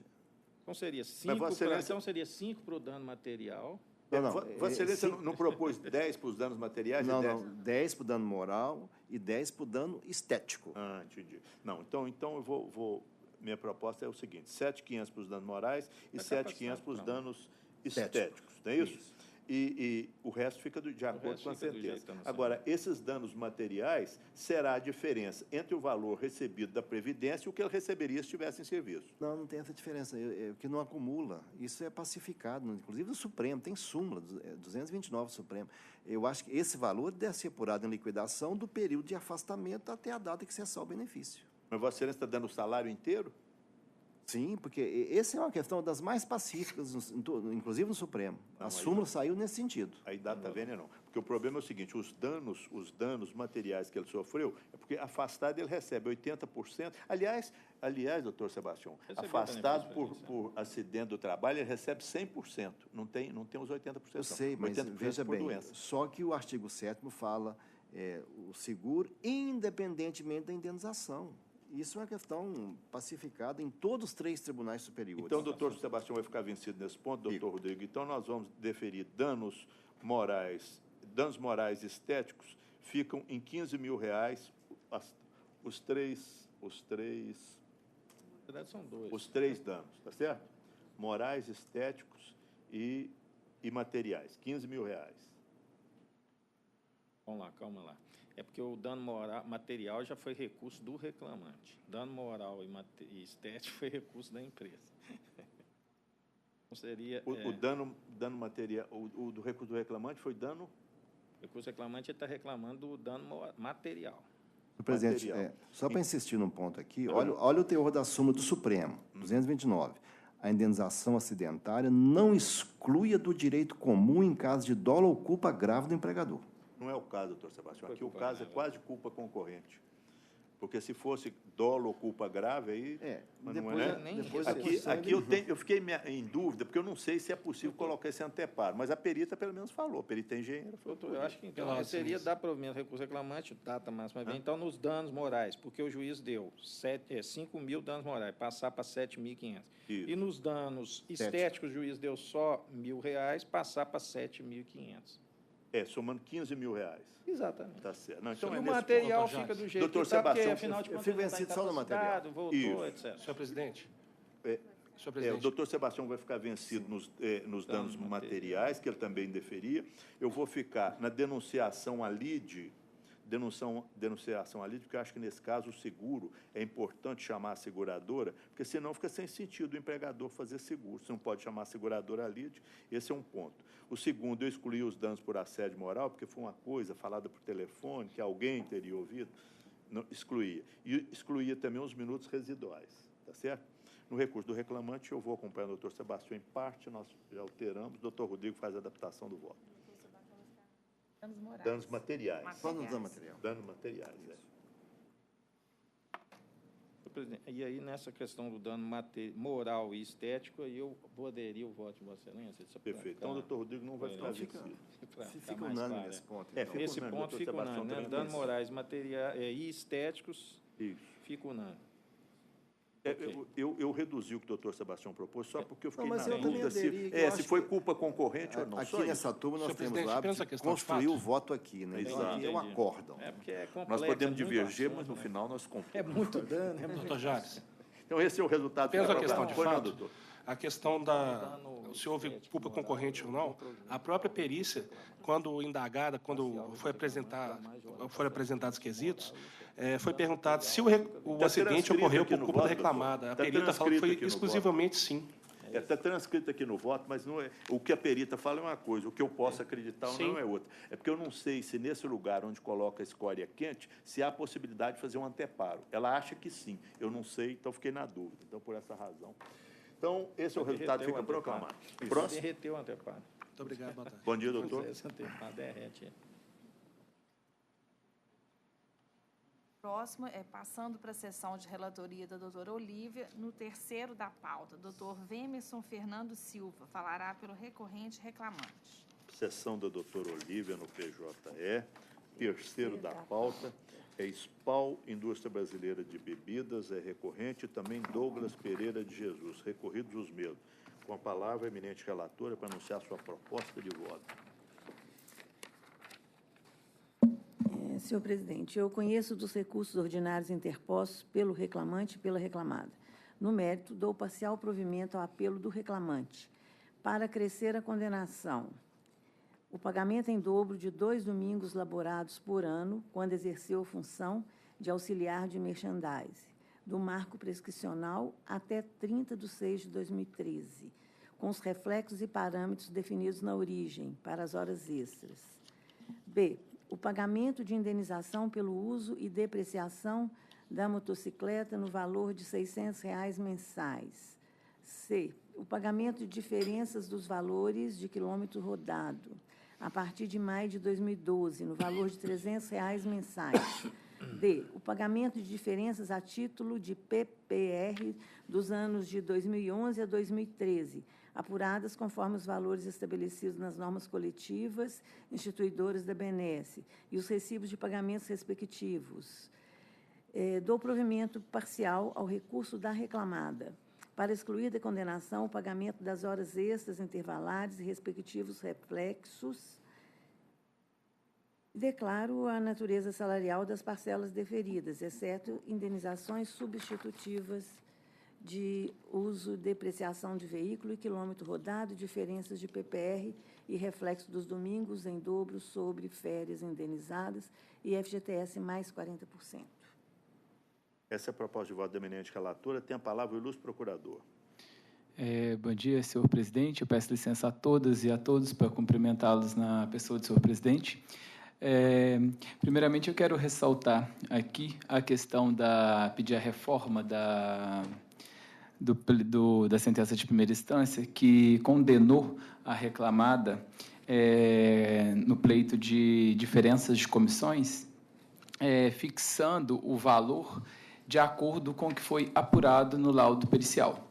Pois bem, primeiramente, é importante ressaltar que, em uma simples lida do laudo pericial, constata-se que o trabalho técnico não foi satisfatório, não foi efetivo, em razão da reclamada se esquivar de juntar diversas documentações que são imprescindíveis para a efetivação de um trabalho que realmente caracterize quais são os valores dessas comissões. Nesse sentido, a reclamada ela foi intimada pelo juízo para apresentar tais documentos e a mesma maliciosamente não juntou esses documentos. O próprio perito, em resposta aos quesitos apresentados pelo autor, quesitos de número 25, respondeu, entre aspas, quesito prejudicado pela ausência de documentação. No mesmo sentido, na conclusão do perito, abre aspas, apesar de solicitado, não foi apresentado qualquer relatório contendo as vendas concretizadas pelo reclamante e não entregues, o que impossibilita a apuração nesse sentido. Portanto, é claro, o laudo pericial ele é muito claro no sentido de que o expert não pôde fazer um trabalho de demonstrar categoricamente quais são essas parcelas que foram prejudiciais ao autor. E, em razão disso, não podemos fechar os olhos, tendo em vista que esses documentos é de porte da reclamada, então a reclamada não desincumbiu de seu ônus probatório, tendo em vista o princípio da aptidão da prova. Não pode ser considerado esses valores que foram apurados no laudo pericial como para balizar esse valor. Eles são apenas um indicativo de que essas lesões elas ocorreram ao longo do pacto laboral. Portanto, tendo em vista o arcabouço probatório, peço vênia para vossas excelências que seja aplicado, no caso em tela, o disposto no artigo 400 do Código de Processo Civil, para que seja considerado o valor indicado na exordial e deferido ao reclamante essas parcelas de diferenças salariais. Um outro aspecto que eu quero abordar aqui também é com relação à jornada fixada pela juíza de primeira instância. Informo para Vossas Excelências que o reclamante ele exerceu um período a função de auxiliar de merchandise e, posteriormente, foi promovido para a função de vendedor.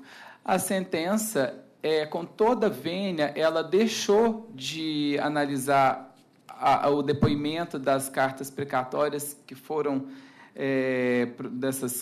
dessa prova que foi produzida nos autos e fixou a jornada do autor no período de auxiliar de merchandise de 8 da manhã até as 17 horas e aos sábados das 8 às 14 horas.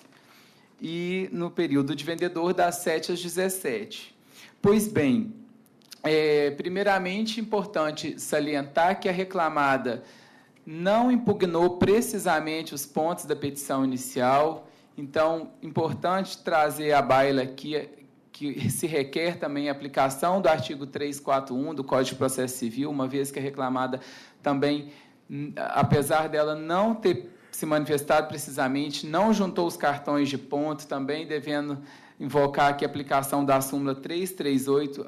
Além disso, deve ser considerado todo o depoimento das testemunhas que foram categóricas em afirmar que a jornada do autor se inicia tanto na função de auxiliar de merchandise quanto na função de vendedor, se iniciava às 7 da manhã em uma reunião matinal obrigatória dentro da empresa e, enquanto auxiliar de merchandise, encerrava a jornada às 18 horas e, enquanto vendedor, às 19 horas, fazendo na média de 15 a 20 minutos de intervalo, dada a rotina que era imposta ao vendedor, que tinha que atender de 50 a 60 clientes, impossibilitando mesmo de gozar na integralidade do referido intervalo.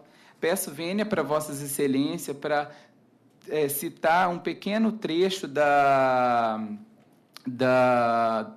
do depoimento da testemunha senhora Adilson Serafim, que afirma, abre aspas, que a relação era passada em reunião diária às 7 da manhã até às 8, que enquanto merchandise trabalhava de 7 às 18, de segunda a sexta, e aos sábados às 15 horas. No mesmo sentido, a testemunha senhor Davi Pinheiro afirma que o horário do reclamante, abre aspas, o horário dos vendedores trabalhavam em média de 7 às 19, aos sábados de 7 às 15, sempre com 15, 30 minutos de intervalo. A rota e o número de visita eram definidos pela reclamada. Fazia de 50 a 60 clientes diariamente. Além disso, não obstante o reclamante exercer função atividade tanto interna quanto externa, não há que se falar em impossibilidade do controle da jornada com relação ao intervalo, posto que o mesmo era fiscado por meios telemáticos, o coordenador entrava em contato com o mesmo durante a sua rota de trabalho, o Palmitop, que é o que realizava as vendas, há o registro desses horários. Portanto, dada a prova produzida nos autos, peço vênia para Vossas Excelências para que seja reformada a sentença e considerada a jornada que foi pleiteada na inicial e comprovada por meio das provas produzidas nos autos. Só mais uma questão. Um outro aspecto também que eu quero, por fim, que eu quero abordar aqui é com relação aos feriados trabalhados, uma vez que a juíza de primeira instância ela indeferiu o labor nos feriados a partir de 2014, sob o fundamento de que o reclamante não desincumbiu de seu ônus probatório e que a testemunha empresária atestou que esses labores aconteciam somente até 2013. Pois bem, na página 23 da peça contestatória, a reclamada ela afirma que esse labor ocorreu somente até 2007.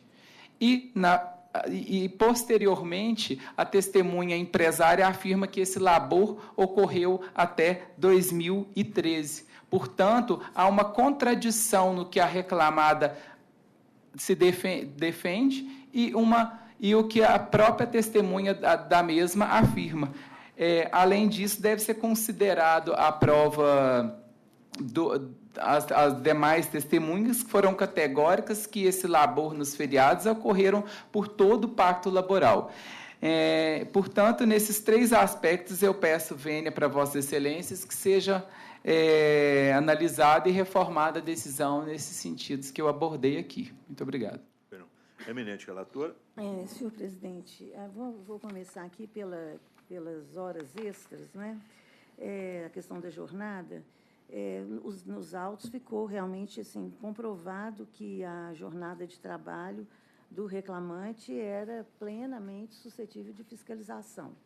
Agora, com relação à fixação da jornada, eu estou acolhendo a jornada que foi com um pequeno ponto que eu reformei a sentença aqui na minha proposta de voto, mas eu estou, com relação ao início e término da jornada, nas 2 funções exercidas pelo reclamante, como auxiliar de merchandising e como vendedor.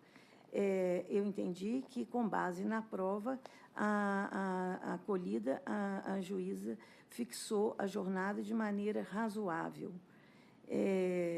Então, está aqui, claro, aqui na sentença, que fala que o reclamante, como auxiliar de merchandising, de segunda a sexta-feira, trabalhava de 8 às 17 horas, além de laborar aos sábados, das 8 às 12 horas, com 1 hora de intervalo.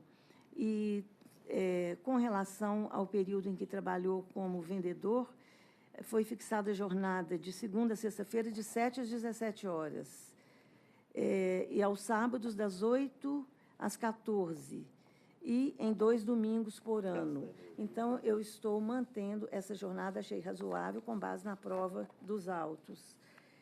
Com relação aqui, a única coisa que eu modifiquei aqui foi a questão do intervalo, porque a sentença deferiu o intervalo intra-jornada de 1 hora, mas eu estou entendendo que o reclamante o trabalho dele era eminentemente, na maior parte da jornada, era externo, embora ele participasse de uma reunião matinal na empresa, mas o trabalho era a maior parte do tempo externo.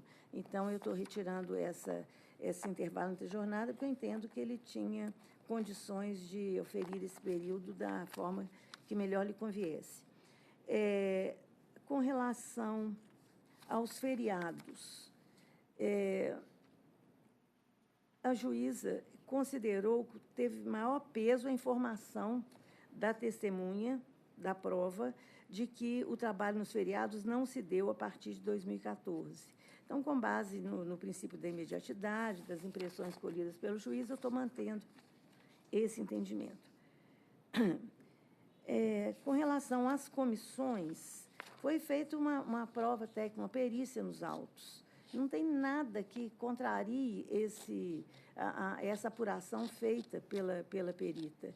E o que o doutor disse a respeito da ausência de entrega de documentos, a única hipótese apontada pelo perito de não apuração pela ausência de entrega de documentos foi em relação aos pedidos, em relação aos produtos vendidos e não entregues.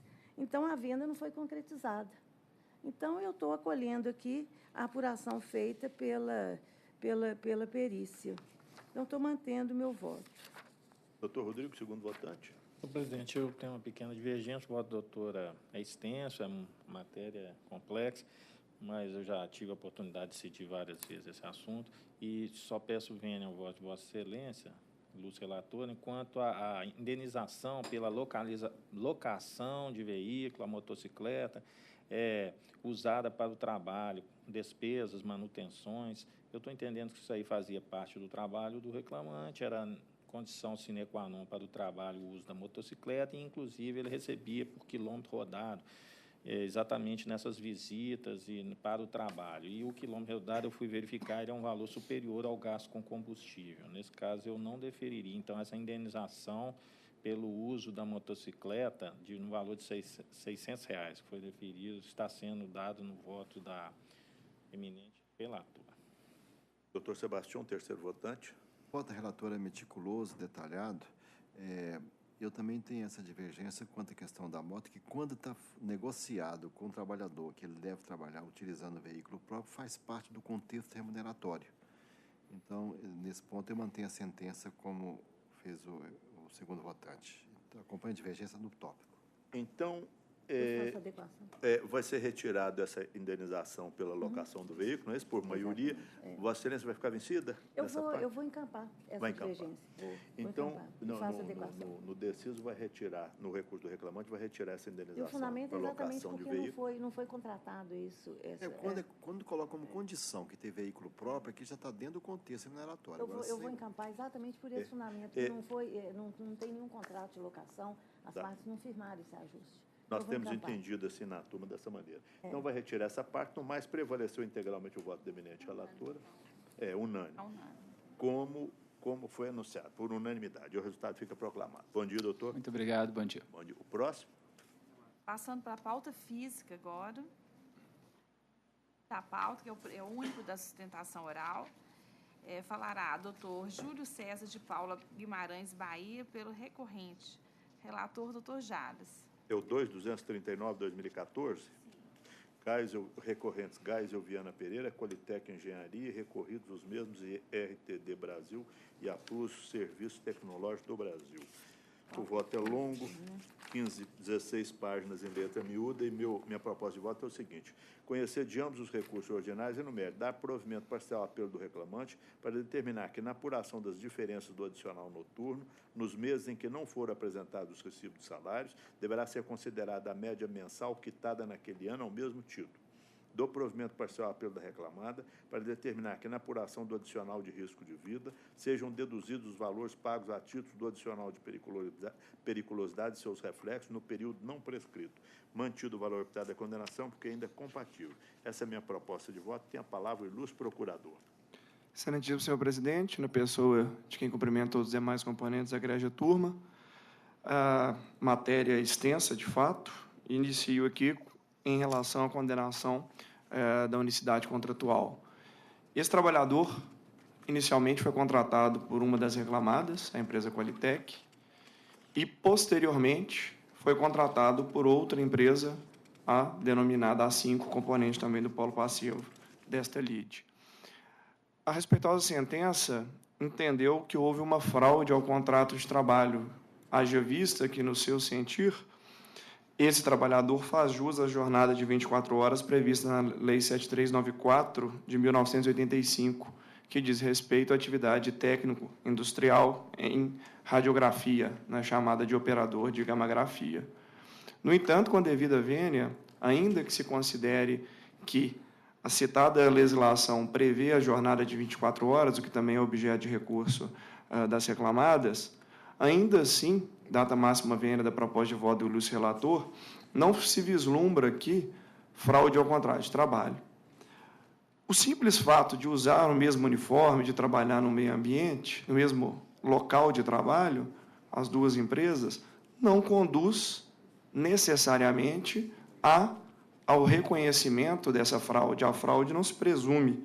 E a própria súmula 129 diz que, se houver o ajuste em sentido contrato, são válidos ambos os contratos, ainda que as empresas pertençam ao mesmo grupo econômico. A questão aqui é singela. Considerando que esse trabalhador, como operador de gammagrafia, não pode ultrapassar 24 horas semanais, isso não ocorreu quando da sua contratação pela Qualitec, onde, e somente onde, exercia atividades relacionadas ou com exposição à radiografia. Que fique claro, somente a empresa Qualitec tem autorização da Comissão Nacional de Energia Nuclear, a CENEM, para operar equipamentos com uso de radiografia, com exposição eventual de um trabalhador à radiografia.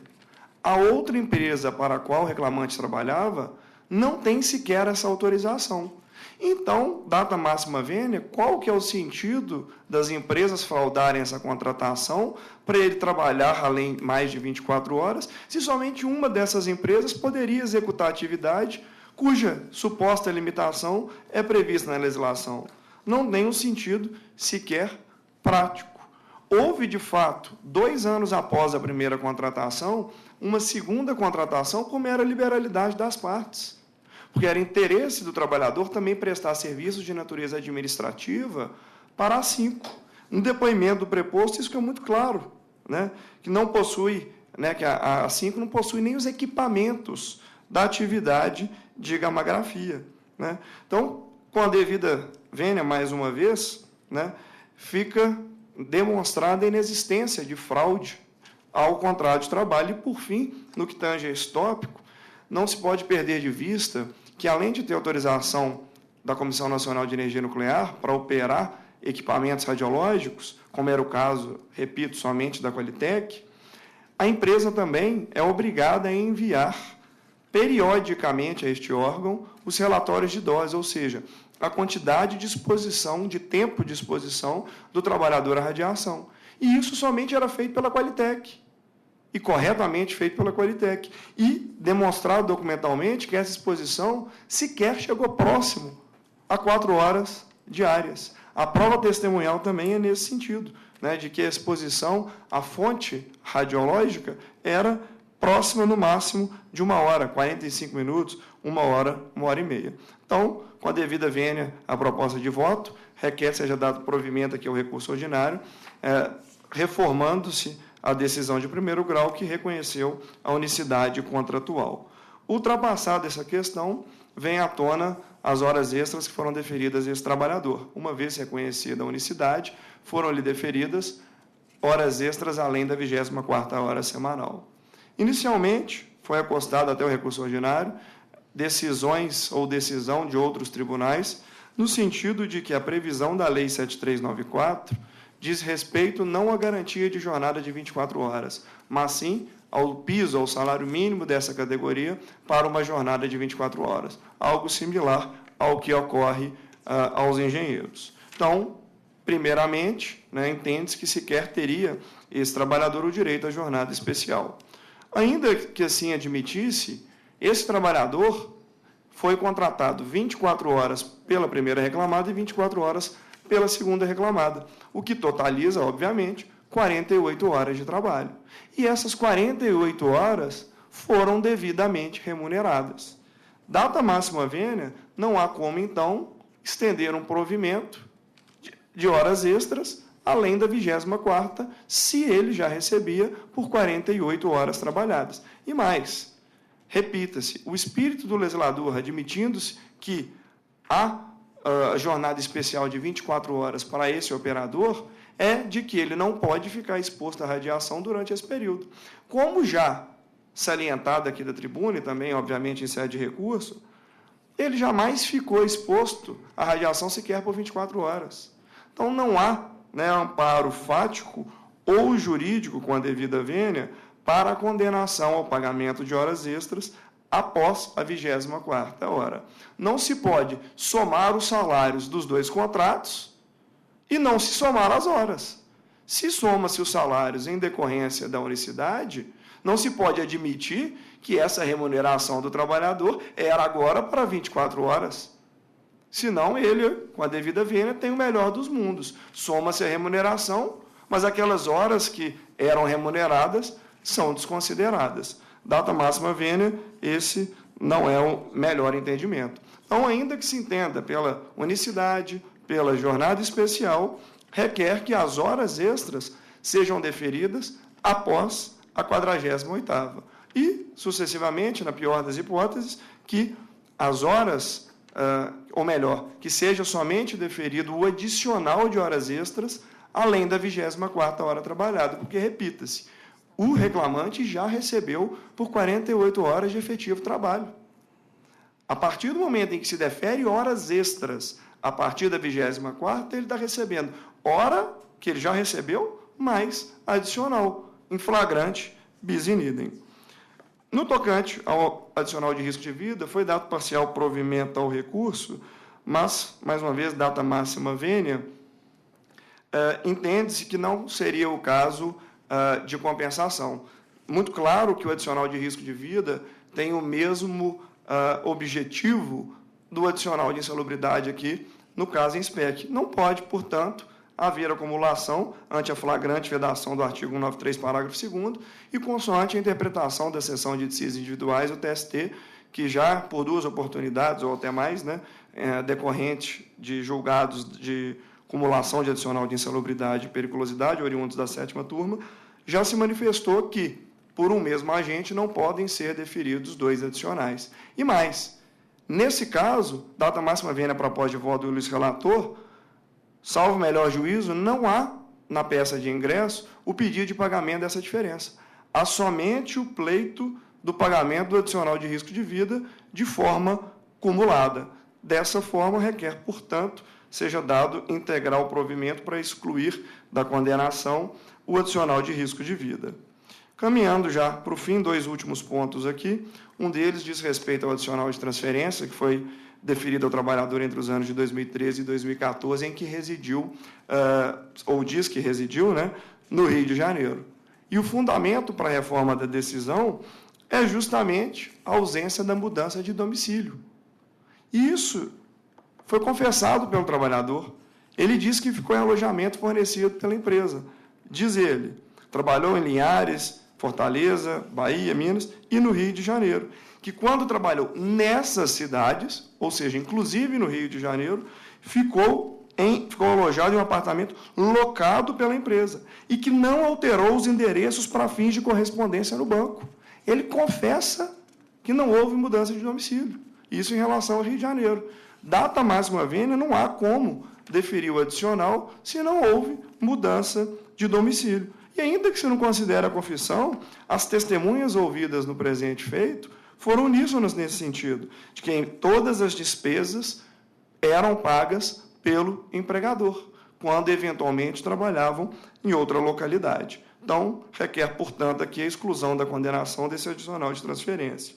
E, por fim... Doutor, seu tempo já terminou, o senhor podia concluir, por favor? Ok. Por fim, só em relação às diferenças salariais, que não houve prova dessa diferença, requer, portanto, provimento particular. Obrigado. Bueno. A matéria de fato aqui é simples. O reclamante era um operador de gammagrafia, situação em que ele lida com radiações, e as 2 empresas, ou as 3 empresas, são do mesmo grupo econômico. O que aconteceu? O reclamante foi registrado em uma delas com 24 horas e também na outra. Então, a respeitável sentença entendeu que havia unicidade contratual, porque se existe um grupo econômico entre as empresas, não havia razão para fazer 2 contratos separados. Ou fazer um contrato só, porque não tem sentido. Então, o que a defesa da empresa é no sentido que num ele trabalhava com exposição a esse tipo de serviço e outro ele fazia serviço burocrático. Mas essa prova não convenceu o meritíssimo juiz. Então, eu estou acompanhando a sentença, inclusive estou transcrevendo aqui a sentença, porque, no caso, tendo o reclamante direito a uma jornada de trabalho reduzida, a própria empresa não poderia elastecer esse período, porque aí ela correu esse risco que acabou acontecendo. O reclamante veio a juízo reclamar que trabalhava em dobro do tempo. Então, estou mantendo a respeitável sentença nesse sentido.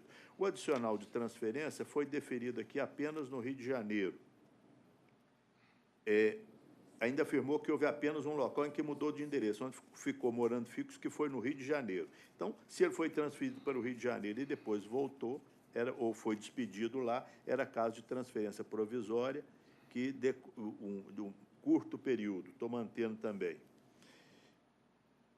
Em relação ao recurso do reclamante, estou negando provimento. E, quanto à unicidade contratual, aqui é a mesma situação de fato. Não há razão para separar esses contratos, porque as empresas são do mesmo grupo econômico. Então, não há razão para fazer esse tipo de contrato. O adicional de risco de vida, eu estou dando provimento parcial. Nas diferenças salariais, estou negando provimento. Então, por essa razão, manter minha proposta de voto. Colho o voto do segundo votante, doutor Olívia. Eu estou acompanhando o voto. Doutor Olívio, de acordo. Terceiro votando, doutor Rodrigo. Também estou de acordo, senhor. Então, proclamo que, por unanimidade, prevaleceu o voto do relator, como foi anunciado. O resultado fica proclamado. Obrigado, bom dia. Bom dia, doutor.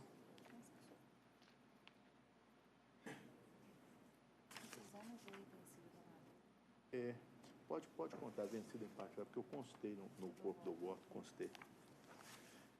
Tem ainda alguma sustentação oral? Acabou? Se não houver nenhuma objeção, nós podemos fazer um pequeno intervalo. É regulamentar. Regulamentar. Aqui não há divergência, só há convergência.